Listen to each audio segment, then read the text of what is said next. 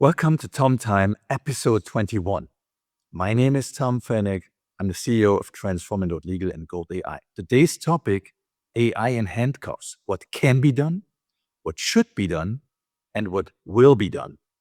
These are three questions every leader is currently asking about AI. What can be done, what should be done, and what will be done. But here is the uncomfortable truth.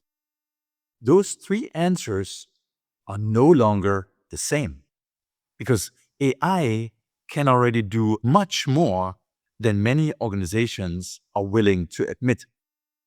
Yes, it should probably be implemented more carefully than many tech optimists suggest. But what will actually happen will not be decided by philosophers.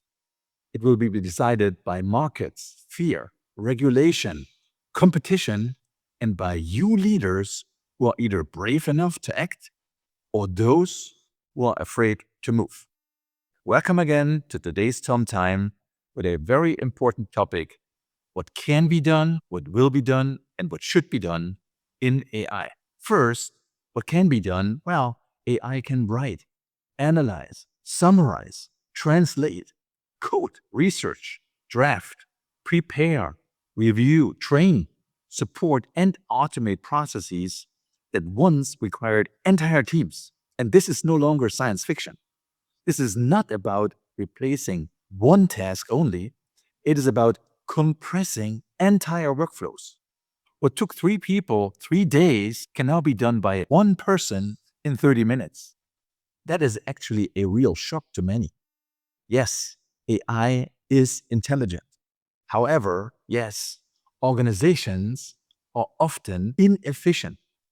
AI now exposes the hidden waste inside existing organizational structures, the long email chains, the slow approval loops, the endless meetings, the reports nobody really reads, the manual work nobody really questions. AI does not just improve productivity, it reveals that many systems were never designed for productivity in the first place. They were designed for control and business. So what should be done? The answer is clear. Train your people, upskill your teams, redesign jobs, ensure sound AI governance, protect sensitive data, audit outputs, and keep humans accountable. Do not just throw AI into your organization no matter what and then hope culture will eventually catch up. What I call the AI drop without systemic training is not innovation. It is, let me just brutally say it, operational rape. People need to understand what AI can do and what it cannot do, where it hallucinates, where it helps, where it creates risk, and where human judgment still remains essential. But here is the problem. Many companies shy away from that conversation because large-scale AI adoption means admitting that jobs will change. Some will disappear. Teams will ultimately shrink, and middle management layers will lose certain power if they're not going away entirely. External providers will most likely become unnecessary. That is why AI is not just a technology issue, it is what I call a status issue. People say the fear is that AI will prove humans are inferior. I do not think that is the core fear, actually. The deeper fear is the real disruption coming with AI deployment. Disruption of structures, networks, hierarchies, disruptions of careers built on being the person everybody knows now, who approves the output, who controls the relationships, who interprets the regulations. AI does not threaten only jobs, it threatens those powers and authorities. It threatens the internal economies of organizations, the hidden networks we all know. The champions, of course, we all know and appreciate these days as well. The experts by precision, the people who oftentimes benefit from existing complexity. This is why a number of leaders speak positively about AI in the public, but unfortunately slow it down in real practice. And we know the quotes. We are exploring, we are monitoring, we are encouraging, we are piloting. Don't get me wrong.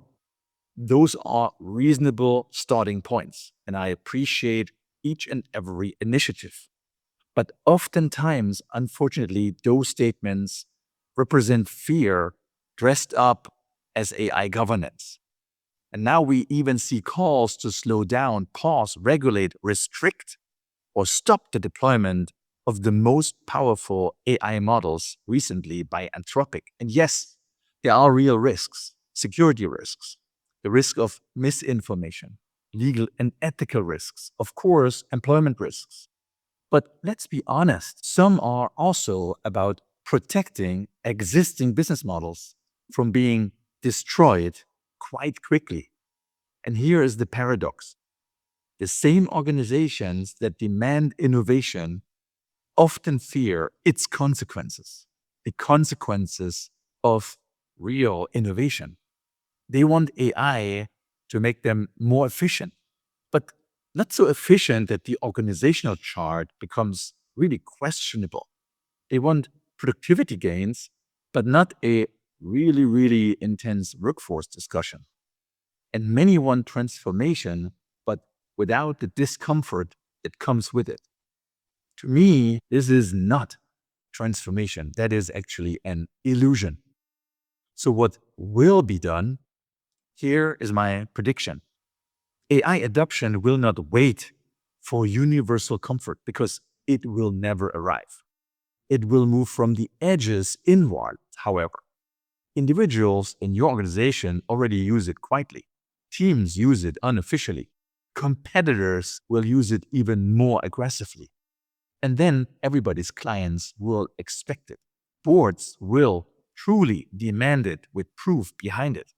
And finally, leaders who currently still delay adoption will need to call it a real strategic priority. The market will not ask whether your organization feels ready.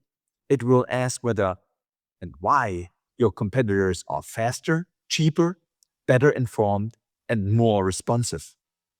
The real risk is not that AI will replace everyone tomorrow. The real risk is that companies will keep humans doing work that machines could support already right now, while their best people leave for those organizations that actually let them use these modern AI tools. It's a built-in talent accelerator program. So in closing, let's return to the three questions that I posed at the beginning of today's Tom Time. Number one, what can be done? It can be done more than most leaders admit these days. More than most leaders admit these days. What should be done? Training, governance, redesign, reorganization, and most importantly, deep, honest communications with your people, how work is currently be done and how it should be done. And now, number three, what will actually be done? Well, whatever competition forces organizations to do involuntarily, that will be done. Because the question is not whether AI will enter your company, it already has. The question is whether it enters through your own strategy, your own control, or through the backdoor, competitors, and pressure that you cannot manage yourselves anymore. Whether your people are trained or whether they are experimenting alone is the question. And whether you leaders shape the transition or pretend current delay is prudence. AI in handcuffs, I will guarantee it, will not stay in handcuffs forever. So the only question is, once these handcuffs, if they exist, come off, will your organization be ready or will it be forming a committee? Thank you for watching today's Tom Time. See you next Monday. If you want to get in touch with me, please reach out, send me a direct message here in LinkedIn or email me to tom@transforming.legal. Thank you very much. Take care.